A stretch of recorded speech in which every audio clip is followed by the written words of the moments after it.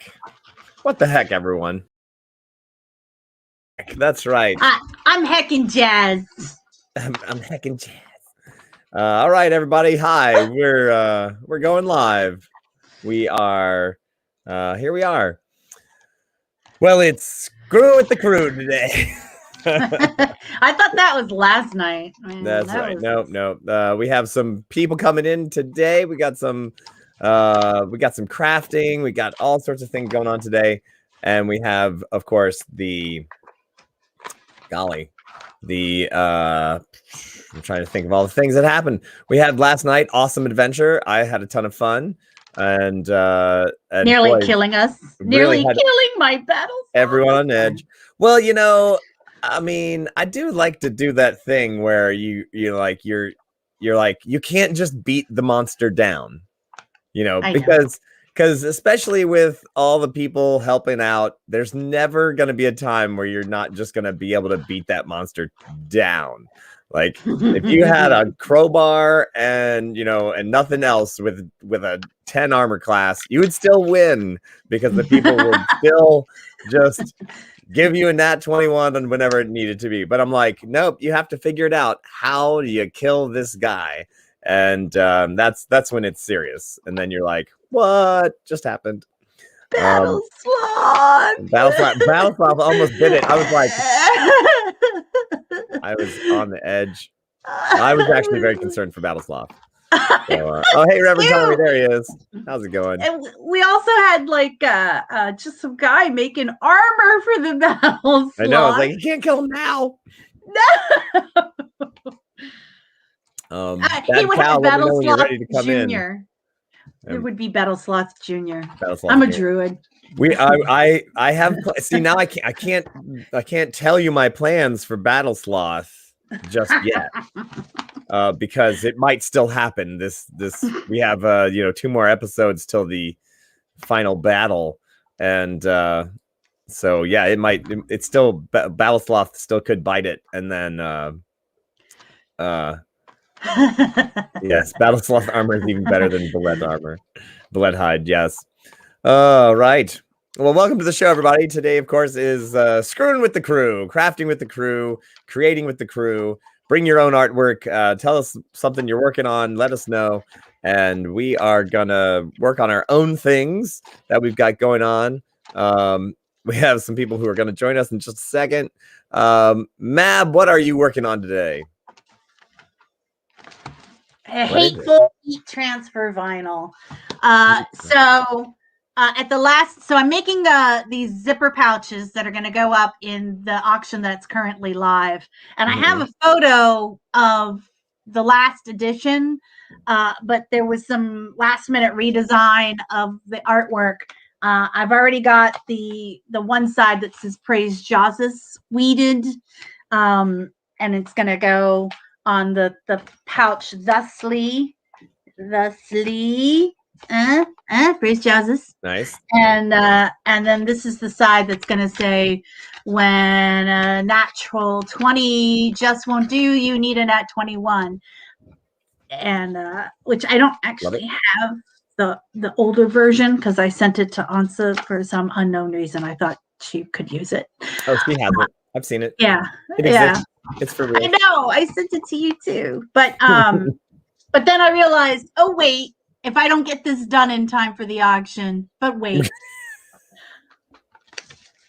So I don't have a picture of the updated artwork, but it's basically the same. It just looks a little bit better than the picture in the auction right now. So this heat transfer vinyl, it's glitter, and I'm weeding out the part that doesn't get ironed on. And sometimes heat transfer vinyl comes up, and sometimes it says F you, Mab. F you all day long. And right now, it's saying F you. And I'm saying F you back at it. And we have a beautiful relationship blossoming, full of rage and hate. Yes. Oh, hey, just some guy. So happy about the Shakespeare auction. Fantastic. That's great. Yes, great. Congratulations. Yes. Also, I meant to add about the auctions is Stephen Eldridge awesome, created recipes that go with each auction. And I just finished rendering the PDF for the Shakespeare auction. And you're lucky. Don't worry, you're good. So we're going to be emailing you. And Shakespeare should be reaching out to you today as well for the sonnet information. Yes, this is all this. So thank you so much. Yes. I think we have somebody who's ready to join us here. I'm gonna. Bad cow. Hello. Hey, baby. I was just reading the comments with my mouthful of yogurt. What do you make them? Cool. Great. Welcome to the show. Screen print would work, but I don't do screen prints. I do heat transfer vinyl. Thanks for.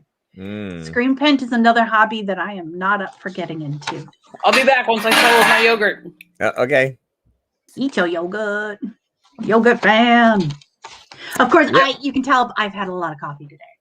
So, and just some guy from Tennessee, I hope you're still in Tennessee because I am going to be driving across the state because I'm currently in Asheville, North Carolina, where there is no gas. And then I'm going to be driving to Knoxville, where I have a supply depot waiting for me of 10 gallons from a friend of mine.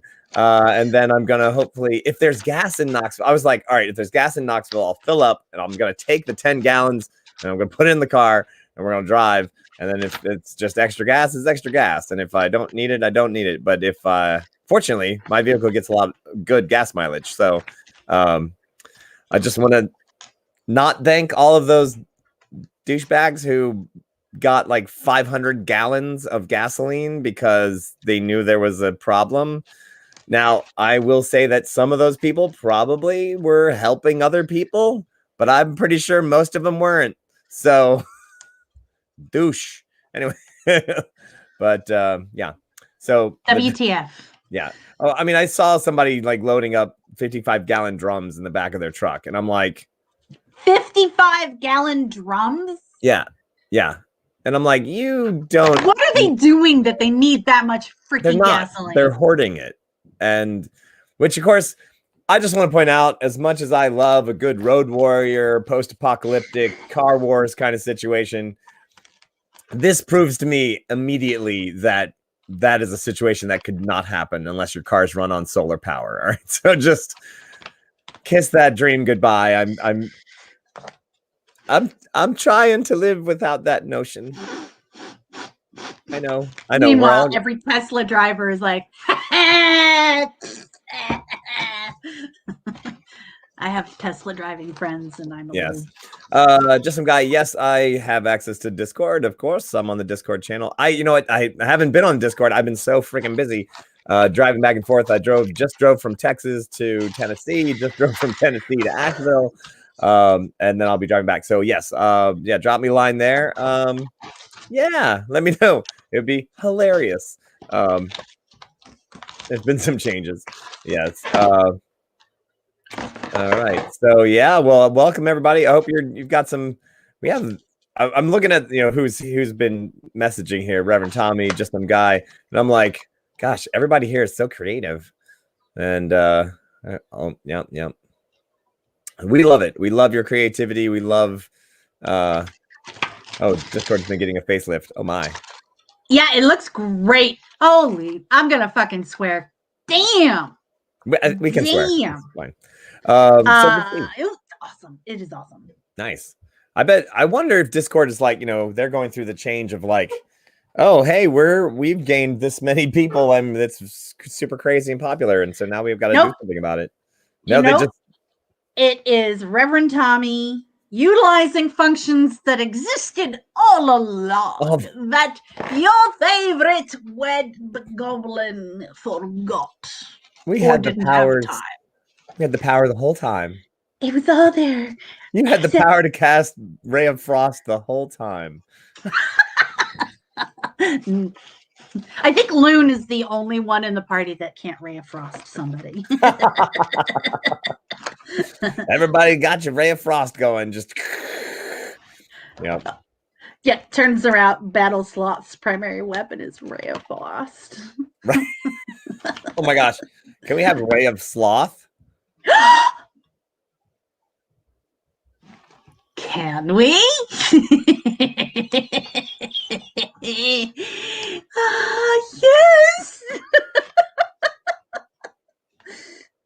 Ray of Sloth. I think You're the DM, man. Tell me about your homebrew. oh yeah, Ray of Sloth. Totally Ray of Sloth. It takes 2 rounds to get there, but once it hits, you just shut down. Yeah. Oh my gosh. And then everyone is in bullet time, and you're like, We get 2 actions for every one they have. right? Casting I time like 3 it. rounds. Never Hazelani. leap through the air with 2 sloth hands, really slowly. Oh man. What are you working on, Bad Cow? Love. So we are going to be working on King and Queen of Hearts costumes for Zip Flash and Friend because we are noticeably not at our house right now, and yet there's a costuming deadline. So yeah, that's what we're going to be doing. I've enlisted the sewing and crafting help of someone far more clever than I. And, dude, you're in the home of a thread wizard. Yeah. So I don't even want to look at what you can't see. That's the sewing machine and holy moly. It's so in Valhalla. The fabric storage here is like it's its own shop. It's like a mausoleum of fabric down there is what it is. So yeah. I've seen them buy fabric by the pound. I've seen it. Yes. I didn't even know that was a possibility until right. So that's what I'll be doing. I will be working while consulting with somebody more clever. All right. Hi, Sally. Hi, Sir David. Hi, and yes, Reverend Tommy. Double attack means Barnus gets 6 attacks. Yes, Raging Barbarian, 6 attacks per round. You slow down your enemy by and just some guy. Yes, thank you. All right, I'll check on the Discord. Yeah, we're supposed to be heading out tomorrow. Now we have, like I said, we have our. There was one gas station in Asheville that had gas. And then as we were driving to that one, we noticed a tanker of gas, a fat tanker of gas, to quote some Road Warrior, driving into another gas station. And then so we filled up at that far gas station, came back around, and then did indeed see a line at this one gas station that now has a fat tanker of gas in its holds. So there was a whole giant line. So we sent the other vehicle out to get that one filled up. So yes, it was very much the like wartime strategizing of where's the fuel? Where's the fuel depot? Where are the Germans? Where? So we think we have everything worked out. We'll find out. We use gasoline. Yeah, unfortunately I have the Honda Fit, which gets about 35 miles a gallon. So I am in less need of gasoline, but that cow over here has the Ford Explorer, which gets a whopping 14 miles per gallon. And now fortunately has a much larger tank, but yeah. And then are you going to be taking the camper back with you? I don't know, we'll find out. If that's even, yeah. So it drops it down to about 12, honestly. So,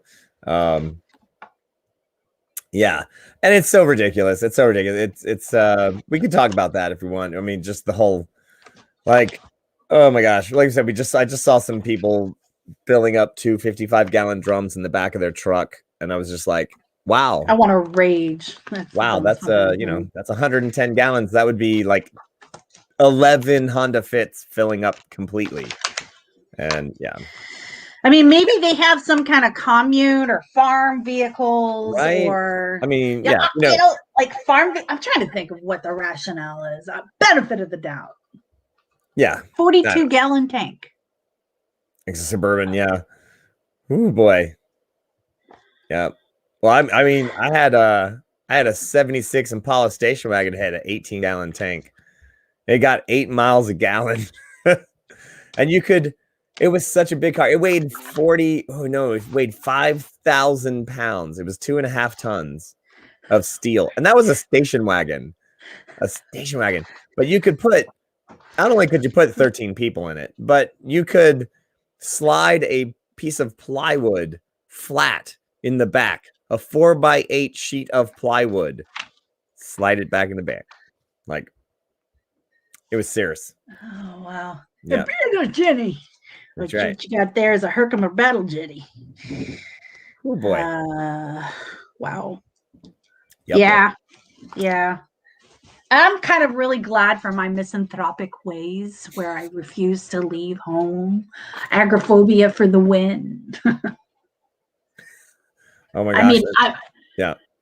I've never wanted to leave the house. And now I have reasons. There you go. Oh my gosh, 76 Impala sedan. Oh my gosh. Yeah, I can only imagine. I wonder if it's the same. I wonder if the sedan had the same front as the station wagon. I don't know. I called mine it was the Millennium Falcon, because I got it from my buddy Andy, who so we reasoned the whole thing out. I'm Han Solo, he was Lando Calrissian, even though he's the whitest guy in the world, and it's because I got the vehicle from him, and then it was grayish white, and the back of it had you like turn the key and it had an electric motor that the glass slid up into the top, and the back end of it slid down into the bottom of the vehicle. And yeah, so there was like completely gone. We like opened up and it made the like it's like, allow me to sing the song of my people. Yeah, the motor was so about to die, and you had to like help the glass go all the way up, and I was like, oh god, waiting for the day that it just broke. It's like, oh my gosh, this must have been state of the art. Look what I can do. Yes, Dave. Yes, if I had known you when I had the Impala, I would have been Chewbacca. Yep. Yep. Oh my gosh, we actually did a whole thing one year. We did we did our Star Wars Halloween, and I was Han Solo, and Andy was Lando Calrissian. We got him a cape and everything. It was beautiful. Maybe that's why I have such have an adoration for Lando cape. But anywho's, oh, and look who else is here. Well, there's Claire in the background. That's our buddy Claire over there, right there. The needle wizard. And Metatron is in the Claire. That's right. There's Claire. And special guest as well. We have May showing up here. The amazing May. So May, for the auction, I was going to ask you earlier. For the Creating with the Crew auction, Miss Mayhemmer created 2 totes. One is a silver tone, or they're both black, and one is silver decal, and the other is gold decal. I included one of them for the Creating with the Crew auction, and the other I think is going to go in the Nat 21 auction. So my question to you guys is, which one goes in the Creating Crew, silver or gold? Dun, dun, dun. I would say silver goes with the Creating with the Crew, because the gold, Hypatia will totally bestow gold upon whomever I like it. Pays the most for it. I like it. Hi, May. Hey. Did y'all find gas? Today's epic tale. Everybody was like texting me to get gas, and I was like, I drive a diesel, so I feel like an asshole, but it's always been high, but I get 40 miles per gallon. But I don't know why everybody's rage buying gas. You're just making the problem worse. Dun dun dun dun dun. Punchline. And I'm like, and we in a pandemic. Where y'all going? We not on the Dun, Gulf dun, dun, dun, Coast. dun. There's no hurricane coming. I don't understand why people are losing their minds. Like, to me, Yep. this was hurricane behavior. That made me have flashbacks. I was like, dang, is Katrina coming? What the frick? I do definitely want to say hello to our Metatron. Spectacle and Mirth is right here in the comments. Hey. Oh my gosh, what an awesome outfit last night. What? Yeah. Yes, I was trying to amazing. remember the I want to say late 80s, early 90s musician, German, had the metal. What is his name? I was gonna Google like it, the but I'm like, skinny guy. He's like super skinny, and he's like the face and his got Mhm. the little tiny lips. What is Nice. No, yeah, I know exactly who you're talking about. Yeah. What is that guy's name? Because he's a very famous avant-garde artist, and I cannot freaking remember his name. You got me on that one. Was it Hino? Oh man. And my I'm looking purse at Magnus's. Oh yeah, I figured Magnus would want to get in. I am so Ford Galaxy. fortunate that I have a mechanic that lives in Mablandia, as well as a general of the Mablandia army. There you go. It was Klaus Nomi. Thank you. Oh my God, it was killing me last night. Yes, Magnus is a mechanic, and we'll talk about cars, and it's brilliant, and we are ready for the apocalypse here. Okay, then I just need him to talk to my husband, because they would get along great then, since they're cars.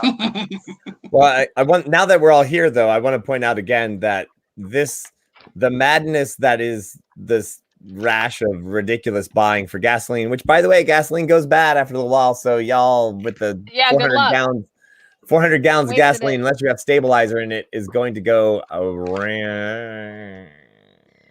Yep. Why? Because there's 10% ethanol in it. Wandering Well, around that's not the only reason, but 10% ethanol screws up your gasoline engine. So anyway, sucks to be y'all. Yeah, but yeah, this just tells me that the Road Warrior world post-apocalypse, anything, if you have a car, forget it. You're done. Mad Max Beyond Thunderdome, the best part of Mad Max Beyond Thunderdome was when he's driving the car with camels leading it.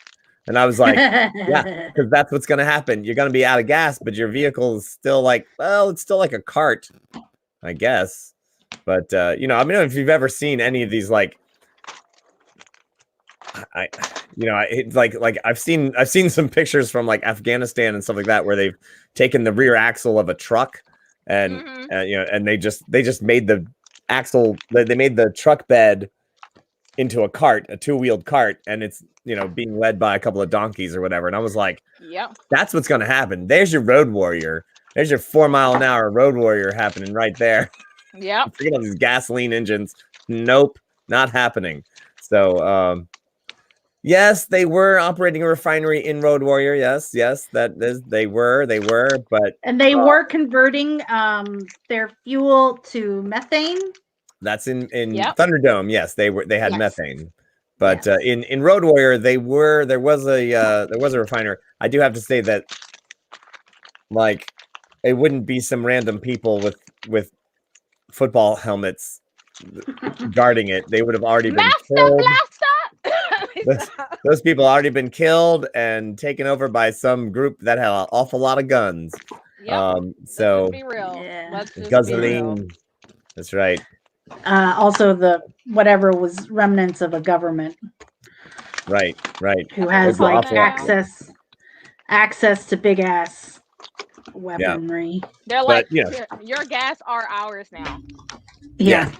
And all your base belong to us. All the, you know, and I don't know if you remember like the siege, all right, the siege scene from Road Warrior, where they're like they're riding their motorcycles around and around, and I'm like, y'all are just wasting gas.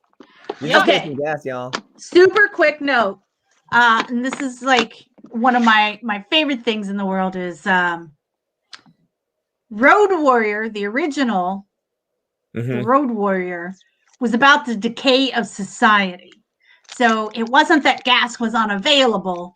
It was basically a reflection of right fucking now. Okay. You're talking about Mad Max. Sorry, yes, the original one. The original one, Mad Max. And then for some reason, the second one turned into a post-apocalyptic wasteland. And then the third one was the time they even mentioned nuclear. So the second one, they didn't even mention nuclear. No, I think they do. Do they mention it was a nuclear bomb in the second one?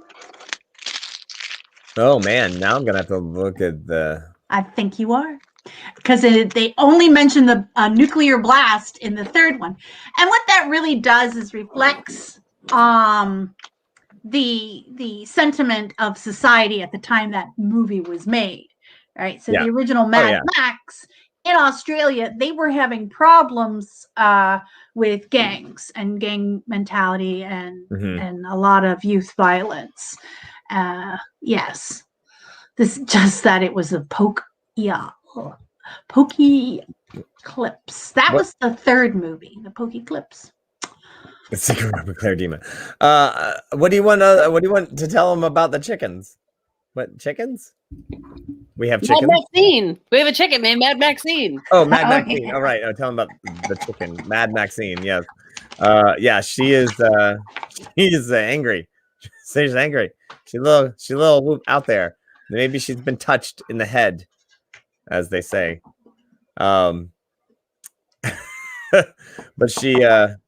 Yeah. Okay. So yeah, Magnus saying nuke flashes in the intro. I believe that he's driving down the road and there's like a thing about a nuclear explosion in Road Warrior. We're gonna have to look it up. I'm pretty sure. Yeah. That's fair. I remember being like, is it? But I know Mad Max, the original one, was about the decay of society. Right, because it wasn't about even a nuclear blast. Yeah, because he was still a cop.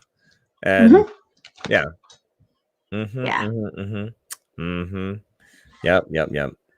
That was nutty. And they dubbed his voice. They had to dub Mel Gibson's voice because his Australian accent was just too big.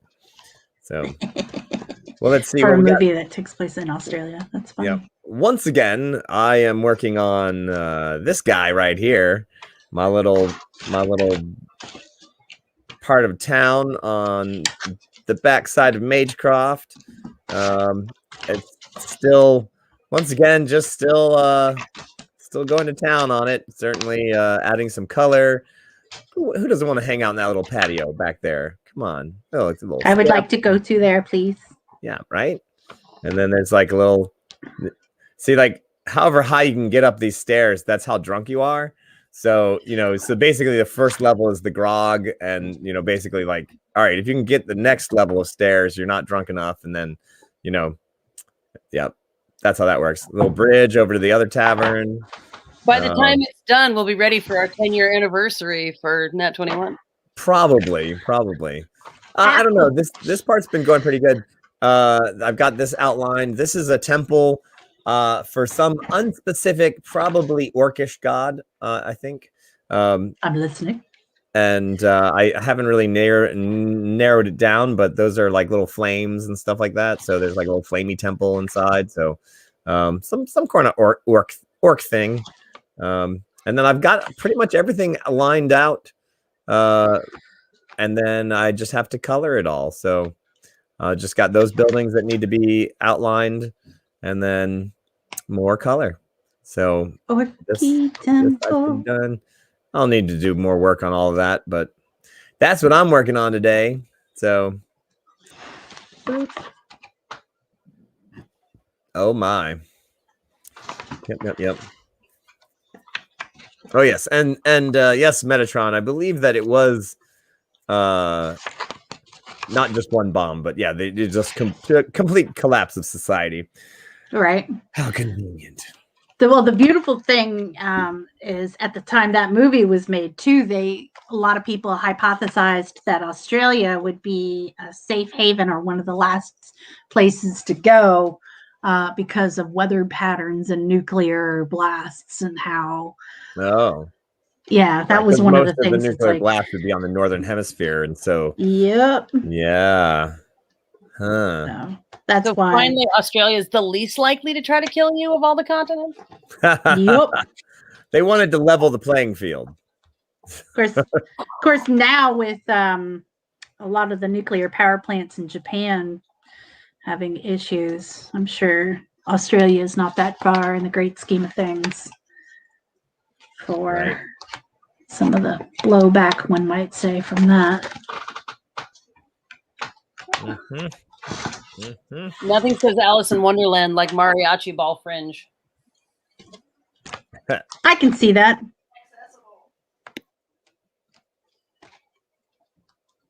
Yup. Cool. I don't even know what to do about this at this point. This blasted.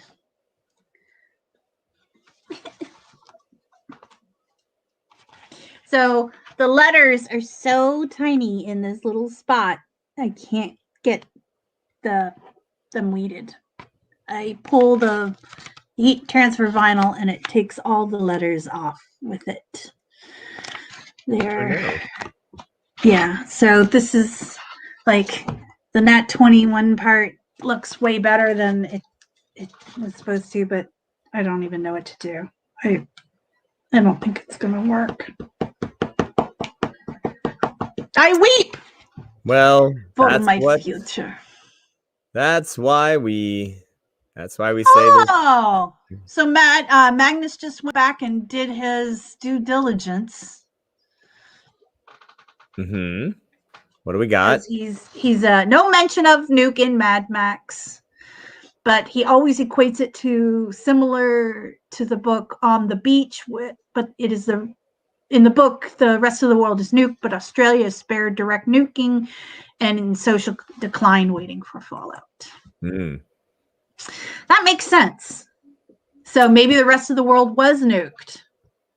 And they never really mention mention it though. Yeah. But in another book, that's what he was saying happened in the beach. So. I think maybe it's one of those things where you're like, well, maybe they just didn't really have a plan, and then when it went really well, they were like, well, what's the next? We got to make a sequel. And then they're like, well, it is about the decay of society, and we could just have, really decayed society, if you know what I'm saying. And then it just went from there. I don't know. I'm decaying as hard as I can. It's like one of those things where they like, movie the sequel gets made and they were like, well, we didn't really have a plan. I don't know. Australia is now part of the Western military complex, so it's now more of a target. Good point. Yeah, I don't even know. I'm throwing it away. I'm quitting. That's it. I quit. No. The whole point of this shit that there's no thing is critical failure. Just critical little accidents. Right. It's a learning curve. You've learned. You should see what I'm doing over here, messing this up pretty bad.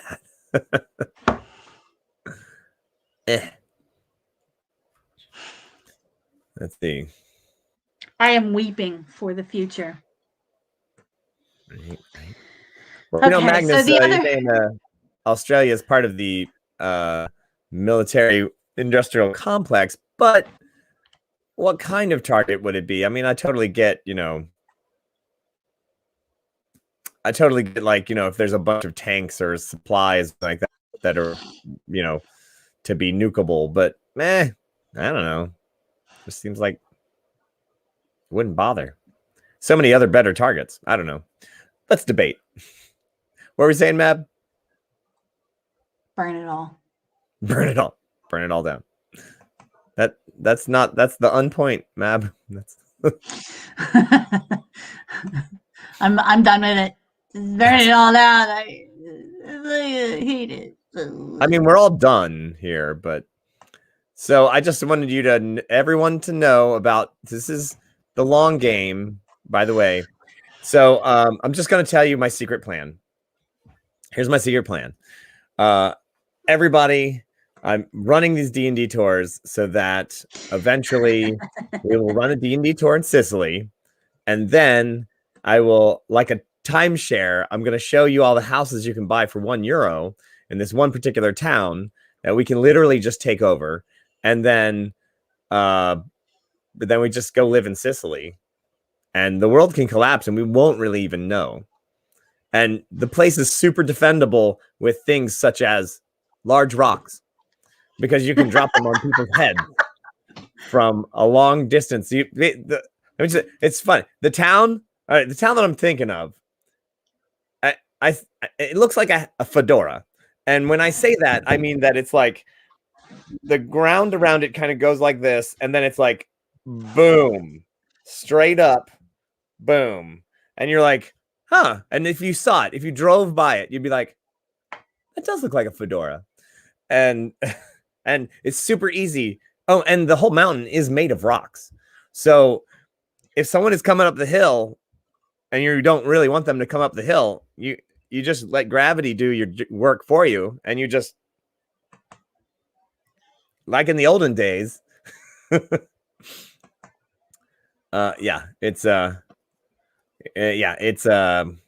super easy. Anyway, that's the long game, is that we just all then just go live in Sicily. So I don't know. Okay. I can bring gardening. I can bring crafting, weaving. I can do weaving. I can do now fire building. I have a whole plan. So I can do prepping. So this town used to have the population used to be about 15,000 people. The population of the town is currently 1,100 people. If we have if we had 100 people move to that town, that's literally 9%. We would be 9% of the population of the city. Like, that's a pretty good voting block, I'm just gonna say. And then I run for mayor.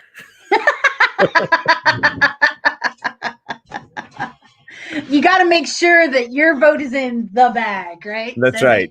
That's right. Yeah, that your voting block is going to be guaranteed. Yeah. I have family who live there, and I have family who live in the next town over, and I'm pretty sure that we can make it a very fair and free election. But yes, but here's my plan. Okay, so super plan is, if we buy a bunch of these houses there, right? And then, like, we basically form like an artist colony. Like, sure, yeah. You and if you don't want to live there for the whole time, which is totally reasonable, you could have like artists in residence come, and they could, if we've got these places for them to live, then they can come and just stay for a couple months or whatever, fairly cheap, and they can go and make their art. And our thing is like, cover your expenses, which, by the way, living in Sicily is super cheap. Oh my God, it's ridiculously cheap. And I assure you, Reverend Tommy, the colony would be clothing optional. I know these people. I know how it works. It would basically be a druid colony. There'd be like, you could live on the top, the top floor is just going to be like a flat roof deal. And then you just have a garden up top, no clothes. So like the closer you get to the top of the building, you just have to keep taking off more clothes. There you go. Boom. Nailed it. Done. Yep. I'm ready. Let's go.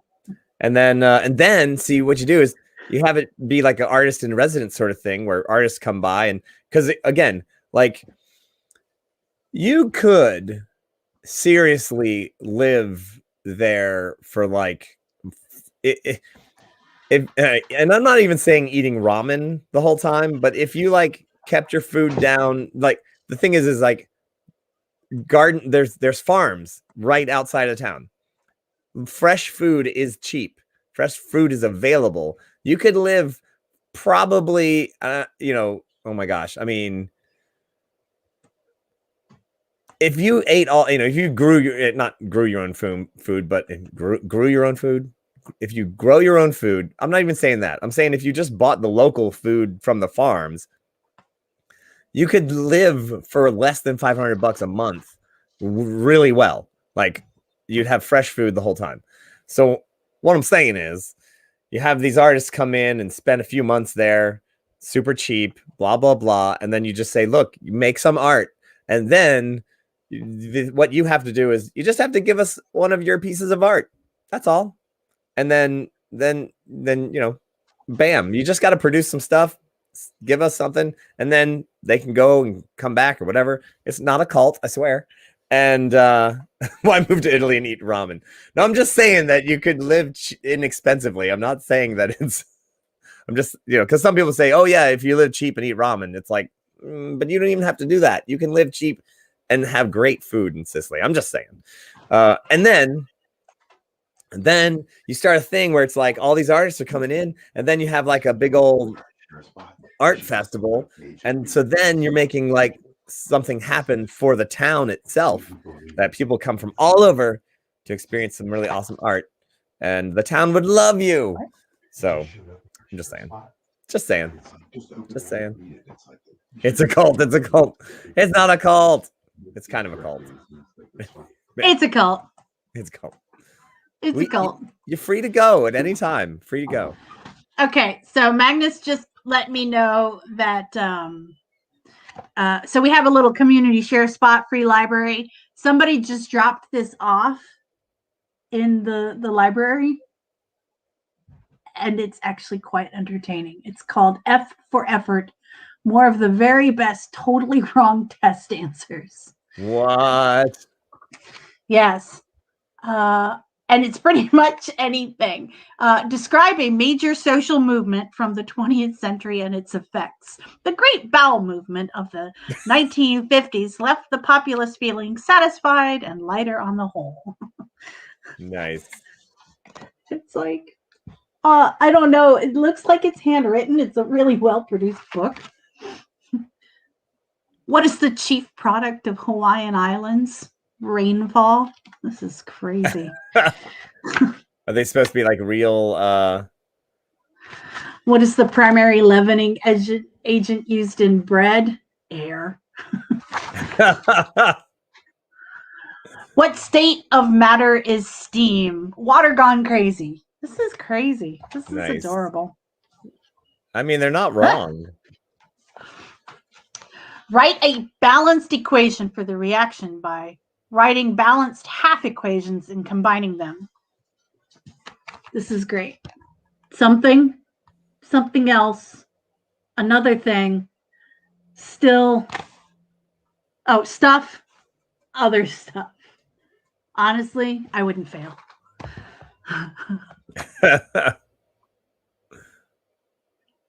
This is cute.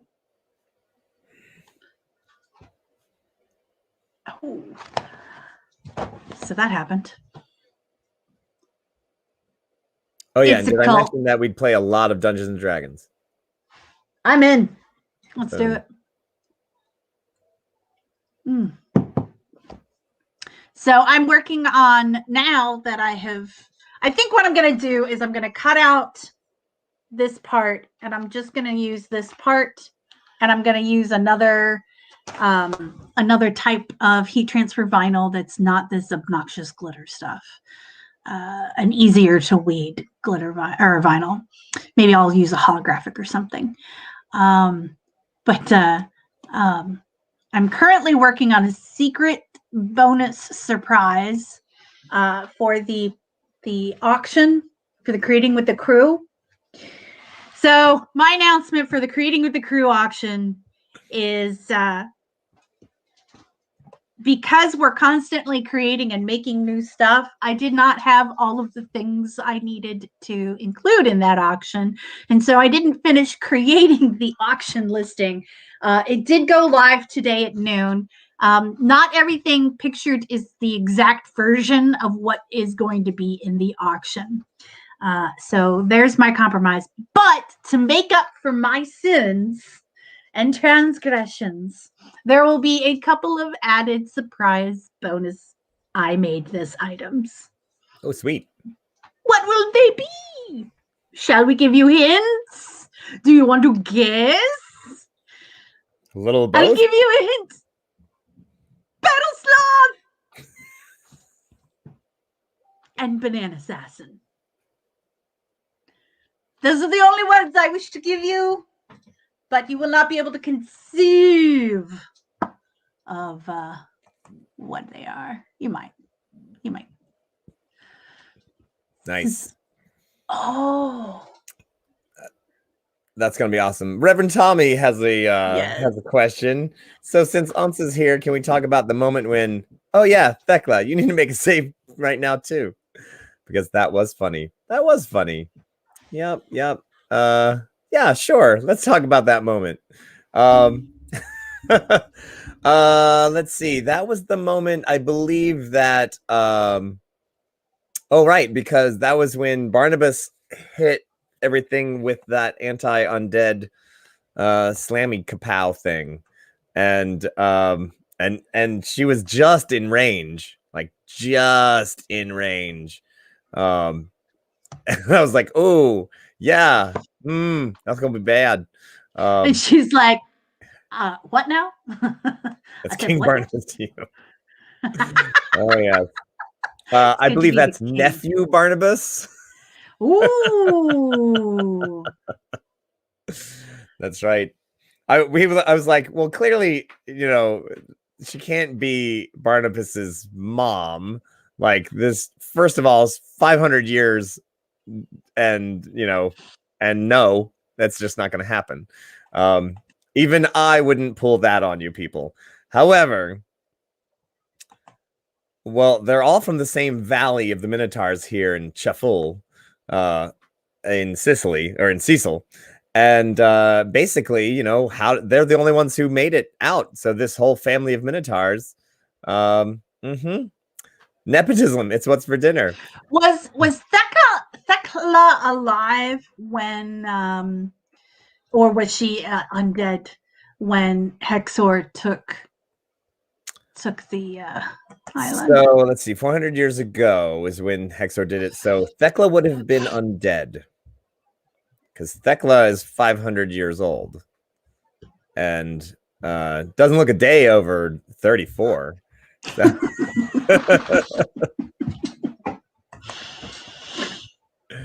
Yes. So hey, by the way, here's a fun thing. Nepotism. Nepote means nephew in Italian. So your nepote or niece or nephew. So nepotism is like my nephew. Oh, my nephew can do that job. Yeah, I'll hire him. Yeah, nepotism. My nipote. So that is where that word comes from, y'all. So yes. Y'all. So yep, y'all, which comes from the word you all. Y'all. Which comes from the Greek. Yallore. The Yalloricium, which is that's the Latin. The character imitations were hilarious. Oh my gosh, that was some good character imitation there, by the way, everybody. And put a Windex on everything. That's right. Yes. So that means that somewhere down this line of peoples of Minotaurs, that would be Thekla's brother had a family, and they familied their family, and then that family familied, and then that family familied, and then 400 years later, Barnabas. At what point did Thekla know that Barnabas was her nephew? Well, that's actually since the beginning. If you want to know little secrets, because as soon as she got near Barnabas, because she has such a spider sense, magical ability with life in general, she was like, oh, I pretty much she can detect your DNA practically, and it was like, oh, that's the life force, Yes, and when the DM told her, yes, that's what I told you. No. But yeah, I mean, but she didn't know that was happening until she showed up and was like, "Oh, what the?" She showed up. Oh, that's my nephew. Like, oh, I'm related to. I was just gonna kill him. That's why I had to make an Ah. arrangement and still look like I was wheeling and dealing because, you know. Mhm. Also, can I please You say know, DNA is the grossest superpower? Like, ew, never go in a hotel room, never go in a bathroom. No. Ew. I knew something was up because if a Minotaur as powerful as Thekla was willing to negotiate, there had to be something involved. Like, Mhm. as opposed to us just getting whacked, had to be something. Had to be something. That's all right. She can be queen of the undead and queen of the dead, and Barnabas, who doesn't really seem to have a good grasp on that sort of leadership part of his abilities. Probably it's best to leave it off to someone like Thekla, who has a really good.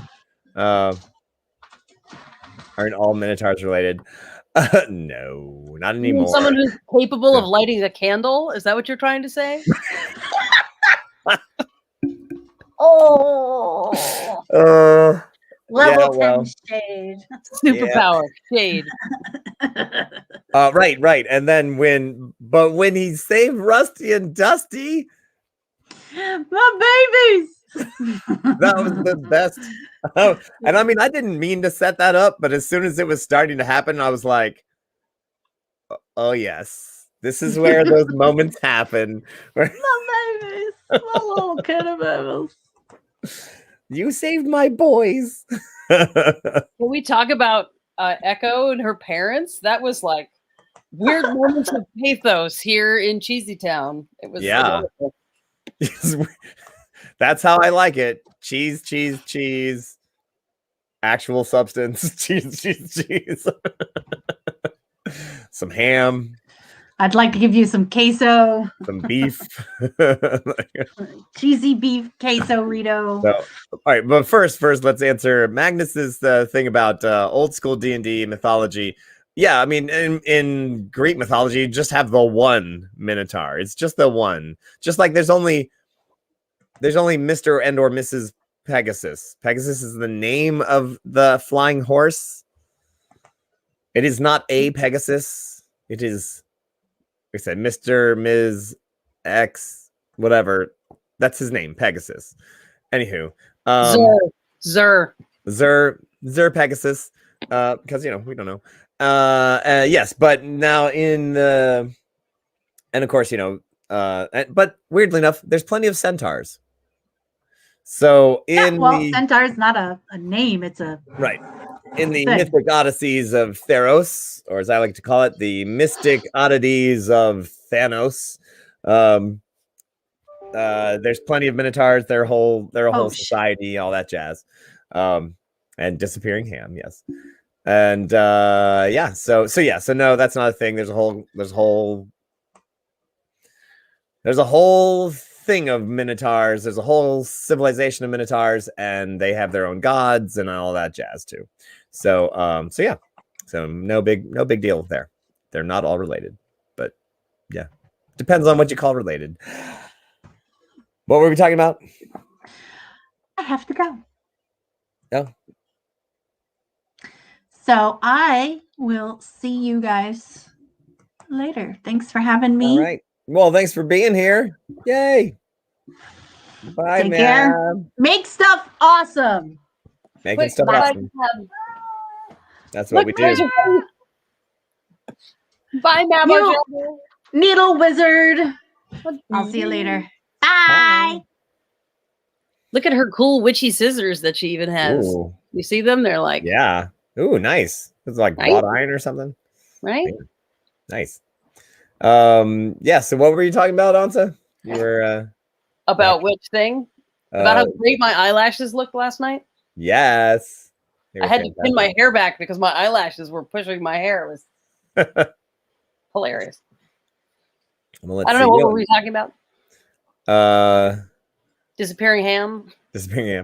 I don't know what we were talking about.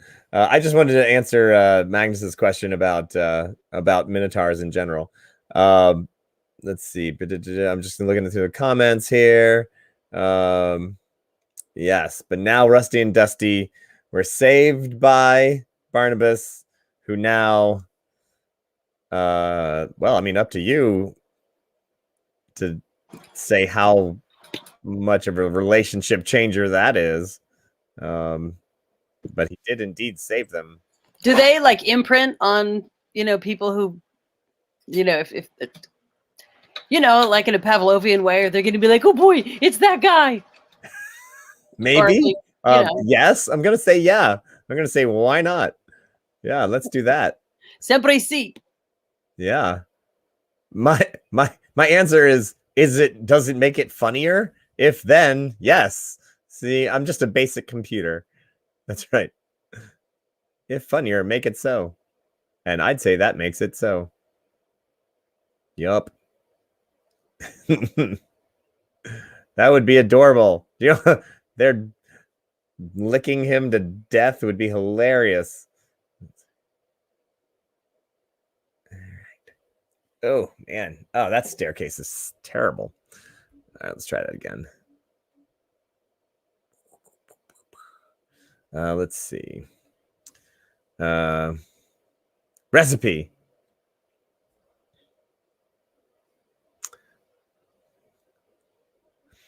Give us some background on Minotaurs and Urt. Yeah. Oh, yes. Yeah.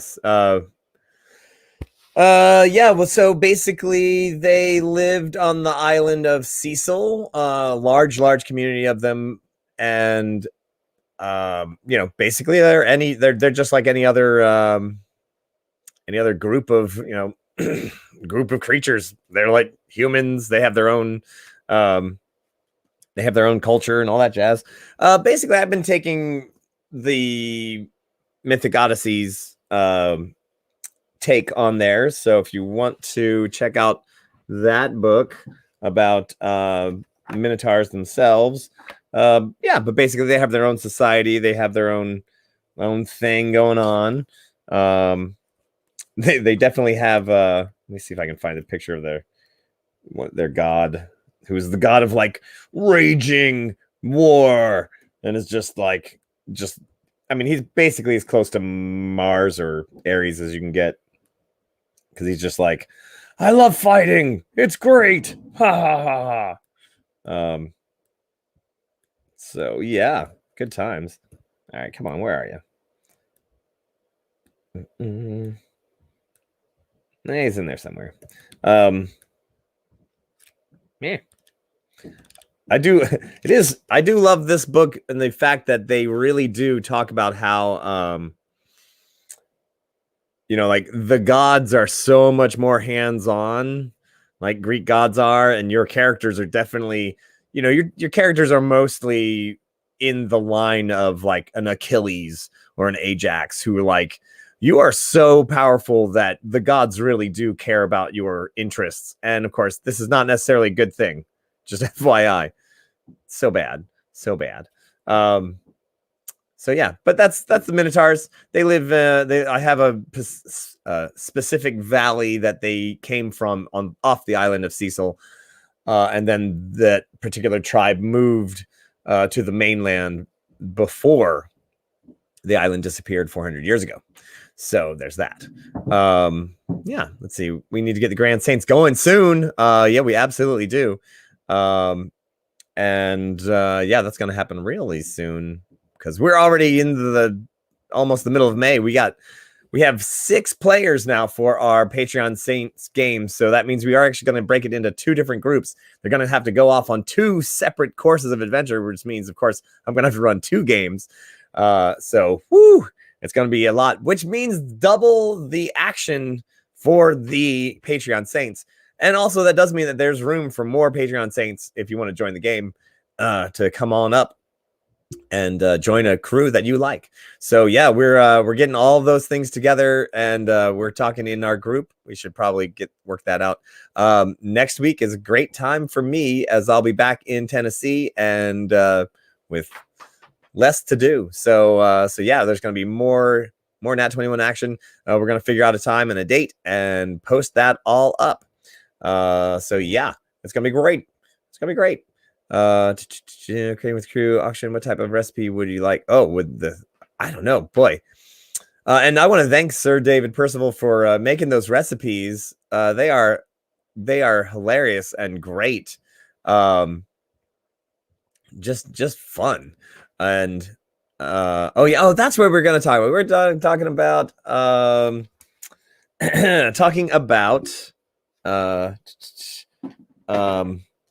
Echo's parents. That's what we're talking about. Some real action going on there. And that was so they are here in the land that goes, the underground that goes to the land of the dead, and what happens there, which by the way is probably going to be the map of the month, that little battle action there, which by the way, yes, I know I am way behind on our map of the month and our monster of the month. I have the monster of the month for April. It's coming out. I have it ready. I'm just want to put it out in the right time. And then I owe you, all of you, a monster and a map for May, which I will be getting to this coming week. So I'm going to make a battle map, probably for this undead area, and then which is going to be great. It's going to be a cool map, and then then I'll be up ahead, and maybe I'll make this this here giant monster bird that Caw. Yeah, he was so ready to become the king of the undead. Monday before Carmel would be great if we have 3 players who could do that. We'll find out. So hopefully that would be great. I would love that would fit in our schedule very well. But yes, so Echo got the conch.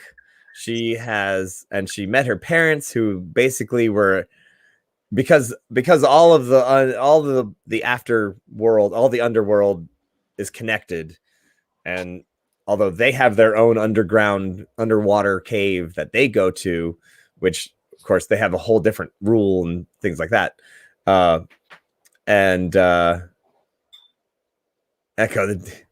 I just read that. So they have their own rules and everything like that. But so there they were, and of course they're not to say they're high up in the society of the merfolk, but they are at least in there, and they had the conch, and I was like, how am I gonna get this to? And I was like, oh wait, they are there in the afterworld already. Blam! So super close, and then of course when they realized they were close enough to Echo to be able to reach her, they just headed on over, which of course you can do when you're in the afterworld. Reverend Tom doesn't work on Mondays anymore. Awesome. Well, that's a possibility. Let's we're about to, right? Today's Wednesday. All right, so maybe we'll find out. We'll be messaging on the lines there. And it was great. I have a thing to say, which is that given that we lost a full day of productivity here, just dealing with travel logistics, I'm going to not do my class tonight. I think. Okay. Like doing last night and today and tonight, and then traveling all day tomorrow feels like a lot. So I apologize for anybody if that's inconvenient, but I don't think we have that cushion built into our schedule at this point. Right. We spent all day yesterday trying to track down 15 gallons of gas. That was super annoying as we watched, because we had like half a tank of gas in each of our cars, and we were like, we can't really risk going out to find gas, as if we run out, then we're done. We're not in the towns we need to be in, and we're going in different directions. So we're advocating for 2 different travel parties. Yeah, we're literally both 300 miles away from the thing that we're supposed to be at later. So that was not convenient at all.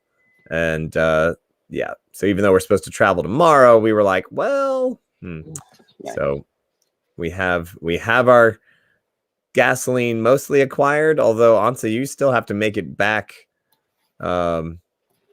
we've got a full tank of gas for you now, but we don't have stopovers on the way, which of course. Yeah. If I'm pulling a trailer, then I'm going to need to. I'm not leaving this town until I know that I can find fuel on the way, because otherwise I'm just going to get stuck with 2 kids 4 hours from home. Yep. That's not what we're here to do. So, and given that I was doing logistics until 11:30 last night, I think that's what I'm going to do. I think that's absolutely fair. These are going to be epaulettes, the cheesiest of epaulettes. And if anybody needs to complain about it, please call the manager. That's right. I'll be happy to have you talk to Mad Maxine, the chicken. Yep. So yes. All right, let's see. Nice. Oh, well, thanks, Zolani, for saying so. Yeah, maybe. So yeah, well, if we can get 3 people on Monday night, then we can. We'll do one game at least on Monday night coming up, and that'd be perfect. That'd be great for me, honestly. And then we'll see what happens. So yes, I cannot wait, because you guys are. AAA, by the way, is dead in the center of the island, causing all sorts of trouble for the for those fire demons. They freed a bunch of those nymphs, which allowed the main party there to start the flow of water into the world. And yeah, so things are happening, and wahahaha. Yes. So, oh yeah, and that was the other reason that I had the conch shell possible, was that I try not to make things impossible for the players, but they do have to jump through some hoops to get things done. As we were saying earlier, like, it's one thing to have a monster fight where you're like, well, the monster can be defeated just by beating him down, because the monster's gonna get beat down. There's just no doubt about it. With all the people helping them out, that monster's gonna lose. So I have to make it something. I have to make something interesting, some sort of thing that, it's like that undead monster is going to keep coming back until you break the cycle of the death, the powers of undeadness, just going to bring him back. So we got to start that water flowing. Otherwise, nope, it's just going to keep keep coming back. So I was like, right, you have to be able to do something else. And that was, I thought, was one of the most fun battles we've had in quite a time. So that was a lot of fun. Everybody was playing their parts. Barnabas did 146 damage in one round. It was beautiful. It's beautiful. That's right. And yeah, so every time anyone interacts with Louis for the next 5 years, you have to be like, "Oh, hey, I want to introduce you to my friend Louis." Yeah, 146 points of damage, like, just in any context, it would be awesome. Oh yeah, that's right. I just realized, it was kind of the same deal. The Blight Dragon, way back when they fought the Blight Dragon, and the Yala Moop got the water running again. Yeah, that's right. It's like I have a theme or something. I don't know. Dampness. The theme is dampness. The theme is dampness. Theme is clean water makes things happen. But it's funny because it's like, well, I did plan on the fire demon, yes, Cecil was taken to the fire demons, and I was like, all right. But of course, what is the thing that happens when you go to the plane of water and you cut everything off from, in Greek mythology, water nymphs are the ones who, create streams. Like they're the reason that, so if you're a fire demon, you're not just going to let these water nymphs run around willy-nilly. Hell no. You're going to beat them down. Take them. That's right. Yeah. So, but hey, you don't have to rely on me for ideas all the time, because we are starting to get more and more people interested in Nat 21 playing some of their modules that they've created. And right, and speaking of right, and so they are sending us material to play in the future. One of these is, I think we have our Halloween game, which might be a month of October, four-part quest. This is a book called Memento Mori, Memento Vivere by Judas and Magnolia, who have a campaign setting that's dark, it's mysterious, it's just like Judas. And it's a really great, I'm just starting to get into it myself. You can find their book online. I'll have to, this wasn't an actual plug for them right now, but it is. I'll have to find out where you can get it. Judas and Magnolia, they are performers on the Ren Fair circuit. And I'm trying to find if they have a website on their book, but I don't see it. Anyway, there are some characters in here that you might recognize from the Ren Fair world, and I believe Pavel Garblansky is in here. Because I was like, they were like, "Can we use your name?" And I was like, "I'm gonna say you can use one of my other aliases, which is, yeah." So yes. So yes, we have this also for our upcoming All Bard party.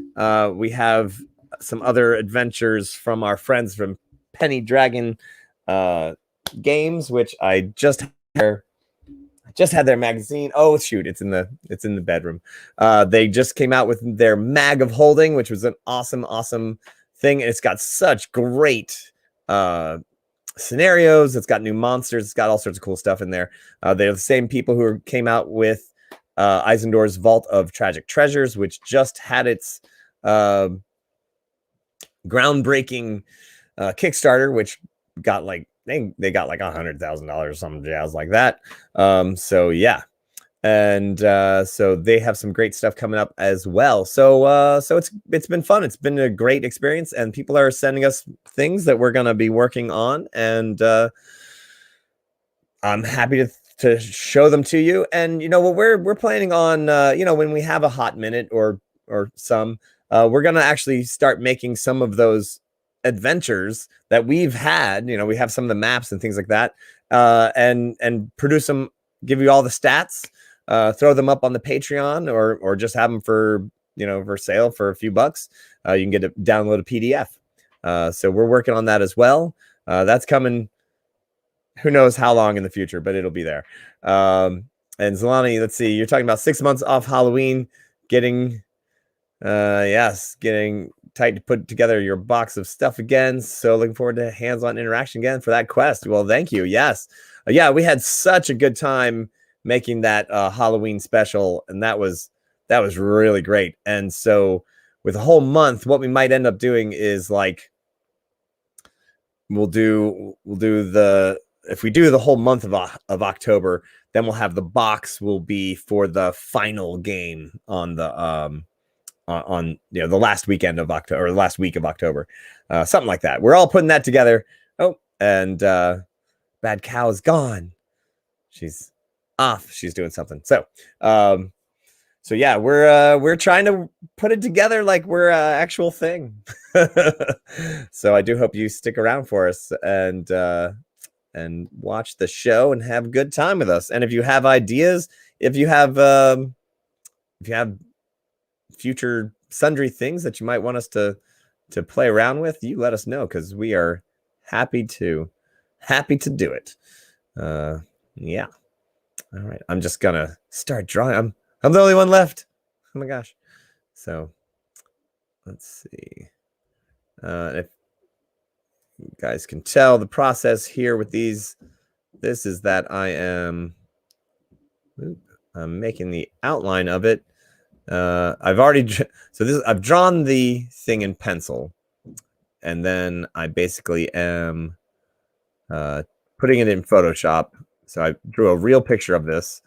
Now I put it in Photoshop, and then I am inking all the lines like an old-fashioned cartoon, and then color it all in like animation, back in the old days. So yeah.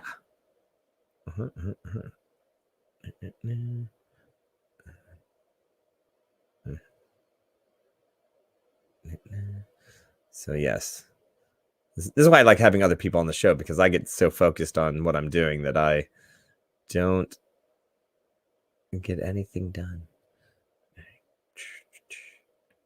No, fireplace, the side of that house. Boop.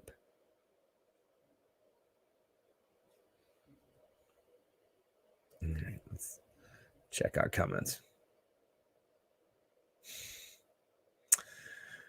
Yes. Should probably pre-plan summer and fall Sundays for Parf. Yep. It is a very busy time frame.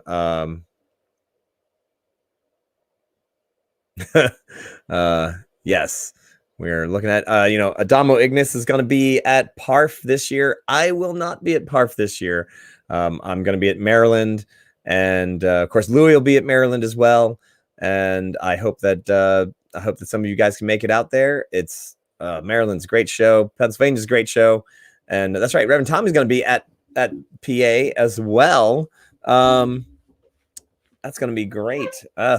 So we'll have some. We'll have probably. I'm pretty sure. Well, I guess we'll find out if Rowan and Rowan's going to be at PA. I hope he is, and then we'll do the all barred party right there. So yeah.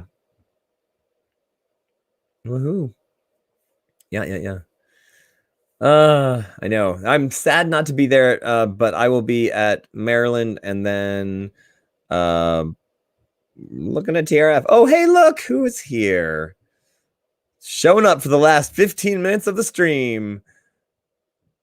Give me a thumbs up when you're ready to be on the screen there. Are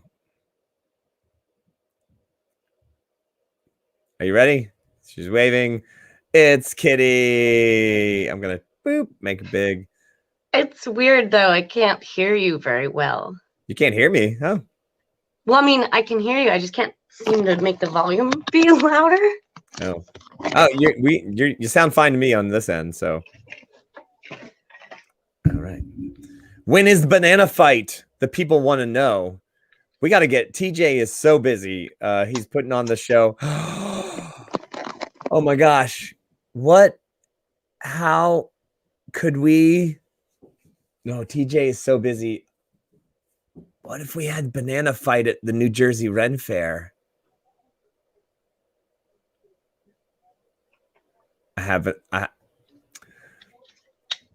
Banana fight, New Jersey Ren Fair. I'll have to find out if TJ's got some time. Can you hear me, Kitty? No, the earbuds didn't work. StreamYard on my phone doesn't seem to want to participate. Strange. There she's back. Kitty, did you hear what I said just a second ago? The people want the banana fight.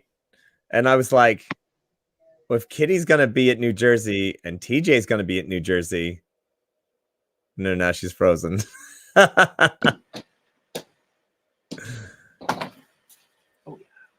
was like, what if we did a banana fight? Okay, I'm going to make these the dark burgundy so it shows against this. We can have all the people who want the banana to win. And we can have all the... All right, Kitty, we'll bring you back when you're not frozen. Hey, baby. Hi, honey. Were you running off? Oh, changing location, I see. Oh, watermelon. Watermelon time. Match with what I'm sewing with, so. Okay, let's try this again. Kitty. Hey. Hi, friend. Right. So I can hear you guys. You're just very quiet. So just shout. Okay. I will. So, did you hear anything that I said about the banana fight? All I heard was you were talking about the banana fight, and then you said that I was going to be in New Jersey. Yes. So I was thinking, what if we have the banana fight at the New Jersey Fair, and we film it live? Like, oh my gosh, it would be. That's a real sentence that you just said with your human mouth. Could happen after the after hours program. Oh yeah, we could maybe it could be like a special Nat 21 after hours if TJ has the time, but TJ is going to be ridiculously busy. But maybe. All right. I personally will try to set this up. We'll have to just see if TJ can really have the time, because it's gonna be like a 2-hour fight or something. We'll set it all up, and then TJ just has to come in, and then we can redo that shot where the banana assassin goes, "You, me? No, not you, dumbass. You." You don't want TJ to show up for a fight because he can kill all of us. But whatever. Well, good thing TJ's not fighting. The hammer is. Yeah. That's right. So yeah. So yes. So we'll see what happens. But yes, I would love that. That would be great. That would be a really awesome thing to just do. Like, all right, everyone, it's the fight of the century. Hammer versus banana. So anybody who doesn't know is just gonna be like, I'm sorry, a what? Can you please make me big? I have to show you the one of these projects that Claire's working on. These are sarcastic cross stitches. Drink some water. The other one I made says, "I nag because I care." I'd like one that says, "'Cause I said so." Nice. Thank you. That just crossed my desk over here. I want one that says, "I didn't lose it. I put it somewhere safe." And Kitty, yes, Reverend Tommy's saying that you need a full-size banana costume. Yeah, definitely. I think yeah, Reverend that Tommy, would you're make gonna me need to, really happy. We need more Legion of Gnome handkerchiefs. Need more what? Legion of Gnome handkerchiefs, and then we can have like the who's on this, and then we have squirrel tails on one side and Legion of Gnome hats and handkerchiefs on the other, and it would be a glorious fight. We could like take bets. The Dauncey of Gnomes. I wanted to pop on because I love you all and this is fun, and also because I believe we're launching auctions, and one of them is the Moop auction, and so I wanted everybody to get a look. I think everybody's seen the finished Moop, but maybe not. Let's see. Moop. Oh, that is some adorable Moop action. Every Moop. It's squishy. Yay. And he dangles. You could hang him. Oh. Nice. Or you could just sit there and hang out. You got to or she. I don't know. I didn't check the gender. I don't know. You didn't check the gender. Oh my. Nice. That is a fine looking Moop there, Kitty. Oh yes. Oh, look at those horns. Look at those great horns. That's gorgeous. Can't wait to finally get a Moop. Every Moop comes with my DNA, as we've all discussed. So if you have cloning technology and you make another one of me, please send it my way so I can give it some instructions, and we'll get so many more Moops made that way. Oh my gosh, twice the Moops at least. That's right. Well, we need one kitty to like work and do all the money making stuff, and then actually maybe just switch out, but like you just get so good at it, but then one kitty who just wants to do all the, gosh, which kitty do you, well, that's the ultimate clone question. If you made several clones of yourself, then you're like, well, they're all really me. And then you're like, well, maybe I want to have all the fun, but you also want to have all the fun. So then your other yous would be just like, screw you, pal. You're like, you're not the boss of me. The good news is all of us will have more fun if we divide up our responsibilities. So that's true. Because all of our responsibilities are fun. We just have too many of them, and then they get overwhelming. Bam. So, like, all the kitties are still going to have lots of fun. Right. Well, that's true. That's true. Yeah. Yeah. Hopefully, so you would think that, like, the perfect thing would be if like if you made several clones of yourself, then one of them would be like, oh, I really feel like knitting today, and the other one's like, oh, I want to actually go outside today. And so like hopefully they're like the moods would be different. Otherwise everyone's going to be like, well, everyone wants to do the same exact thing at the same time. But that's a whole like question of what makes people's brains work, because it's like, is it access to sunlight? Is it who knows? These are the great mysteries. My guess is there would still be some days where all 17 kitties are like, fuck it, we're playing Borderlands all day. Who doesn't want to play Borderlands? Seriously. It's a great game. I like this angle. Look how cute my dimples are. There's some cute dimples. So, Kitty, we were just talking a moment ago about you meeting your parents and in the game, and what a great little like moment it was of some real like emotional. I mean, I know that the Nat 21 is usually ham and cheese, but every once in a while, I like to have like an actual like honest to goodness like whoa moment, and I think we did pretty good. Yeah, I think we can have more of the like, deep emotion stuff. I think it's okay. Nobody's gonna be weirded out, right?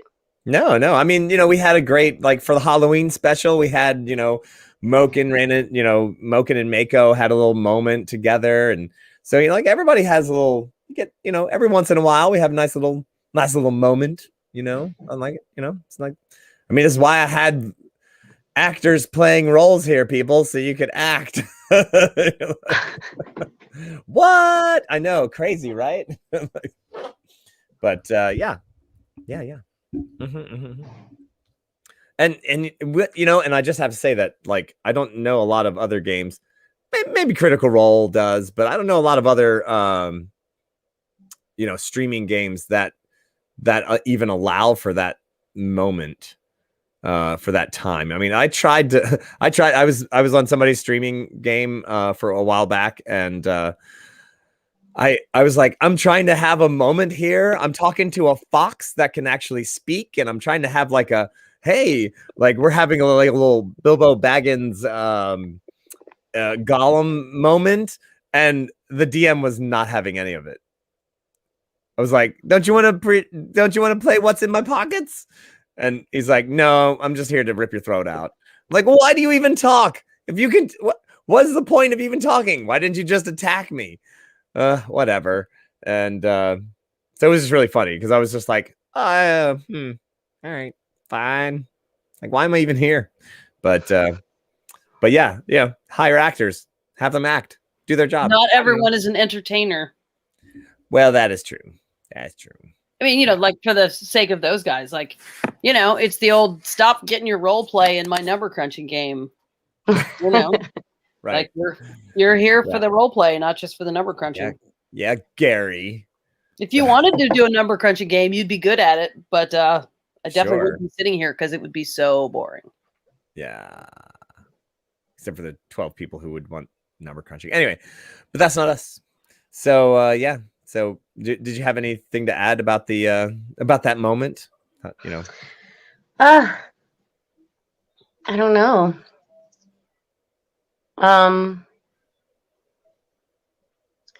Yeah. No, now I wish I would have milked it longer. You did great. It was to the point. It took us to the tender, like it got us in the feels, but then you left it with a now I have an action item. I'm not just gonna collapse and cry and make it awkward. You were like, I have feelings and now I will have vengeance. It was very succinct. Yeah, and that was interesting. So I wasn't really expecting the and now I'm gonna get Hexor thing, because I actually like Kitty, not Echo. Kitty wants Echo and Hexor to like find common ground and go forth being allies at most or least or whatever. And so that happening kind of makes it seem like, oh man, Echo's not closer to forgiving him. Like I thought like over time, okay, Echo's gonna she's gonna cool down and be like, all right, he didn't do that specifically to me. He's a demon. That's just things that he does. Like it wasn't, he wasn't trying to hurt me. And, she'd come around to that eventually. But that's not what it sounded like last night, does it? Whoopsie. Tekla's not on planet. I hope you work it out. What's that? I said Thekla is not on planet. I hope they work it out. Yeah. Maybe she was before, like, seeing her parents being undead spirit skeleton things, maybe. I don't know. Well, Thekla has a lot to do to I think what's going to end up happening is Thekla's going to end up staying there and making sure all of the people go to the afterworld that need to go, because there's still a ton of people around that part, and then of course that just makes Thekla more powerful, but whatever. And but those people do need to go to the afterworld. Look at this backlog, people. Look at this backlog. So what are we looking at? Oh, it's just saying, no. Ansa was saying, look at the backlog of people that need to go to the afterworld. Oh. There's tons of them. So, hold on, I just got louder in here. Okay, concentrate. What was I talking about? Hexor. Oh yeah. So it's possible that if Hexor wants to repair their friendship, it's possible that he can say the right things if that's what Hexor would do. I don't know. But what's on Echo's mind right now is she's all like, I'm gonna get him, but she knows she's she's powerful and everything, but she is not a demon, and she cannot make good on this guarantee unless she figures out a way. And right now in her mind, she's like, Thekla hates him too. I'm gonna get Thekla to help me. Thekla totally wants to beat him down. Thekla, no. Yeah, no. A doormat for my hooves. Yep. No, what? No, yeah, Thekla's totally like, oh yeah, I'm just gonna kill that dude. If Thekla gets a hold of him, yeah, totes. And I was looking at Zolani saying, having the opposite problem. All these plot options, players just attack first, then complain that they have no role playing in the game. Yeah, I've seen that happen. It's tough to, of course, again, we're the Nat 21 is kind of a different thing, because we're always trying to make it exciting, and so the level of the it's there's got to be some really good conversation, or there's going to be a fight. But when you're just playing at home, yeah, it's like how do you get them to do that? And it's funny, because I will say that of course it's 2:00, so we're just about to sign off here, but that is a really great, it's an interesting problem, especially as a dungeon master like myself, who grew up with playing when he was 15, where that's all anybody wanted to do was just hack things. And then you're like, well, wait, I want to actually, deal with the kingdom, or the queendom, or these invaders. But why are they invading? It's like, well, they're invading because there's a problem over here with food sources and things like that. And then you're like, oh, that's the problem. You're not just a bunch of imperialist, it's world building stuff. Yeah, and then changing your players, because are you changing the players? Are you just finding players who want to do that? So yeah, it's always a thing, and it's hard to, especially if you've always grown up with goblins just attack first and never talk or whatever. If you've done that all the time, then then your players are like, oh, they never talk, just attack them. But it's like, in my world, I want orcs to be like Klingons, where they're like, I'll fight you one-on-one if that's more honorable, because I get more glory if I beat you, as opposed to me and all my friends beating you. And if the players know that that's an option, then maybe that's like, oh, wait, maybe we can have a one-on-one fight, and this is a better thing than us getting smoked by 30 orcs, Anyway, so that's a whole nother episode to talk about. But But let's see, any last minute things to mention before we go? It is 2 o'clock here on the East Coast, so we're gonna get the rest of our day going, and we're gonna take a look at what's going on over here. Hang on, boop. Queen of Hearts. Yeah. Oh, nicely done. Look at those things going like crazy. Is that on felt? Yeah. Yep. All right. They're so cute. And Kitty's got her moop. Show us that moop one more time. Oh my god. Here we go. Nicely Right? done. My moop has got a heart-shaped nosy. It's got a little tail. And then I'm gonna show you guys this guy once again. Been working on this for quite some months. We're getting there. I'm down to the last side here. I've got all that going on here. I just love the little details. I'm a big fan of Sergio Aragonés Gru the Wanderer kind of stuff, and where he's just got thousands and thousands of people in every shot. I don't know how he does it, but practice, I guess. And yeah, there's that. So yes, Thecla needs to train her nephew. Combined forces for Quest Friends, Thecla, and AAA for the Hexor battle. That would be good. That would take a long time, I think. And then yeah, as long as just need to ensure they can't stealth their way in, surprise mob before anyone speaks. Yes.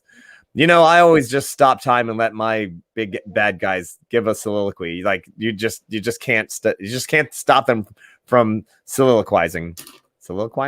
Whatever. All right, my friends. Well, have a great day. This has been Screwing with the Crew, Creating with the Crew, all the good things. Take some time, make some art for yourself, make some things happen for other people. Being kind, only take the gas you need. And because the gas you save might be your own. I don't know. All right, my friends. Remember, this is Creating with the Crew. There's no such thing as critical failures, just critical little accidents. Thanks again. Hope to see y'all around. And that's right. So tonight is Wednesday. No tarot for tonight, but new show tomorrow. We have Shakespeare Sonnets tomorrow morning. And we have a new Gothic horror gaming show starting with the same players from the last game, with once again with all your favorites. So we hope to see you all there, my friends. Enjoy the rest of your day. Have a great week. Bye.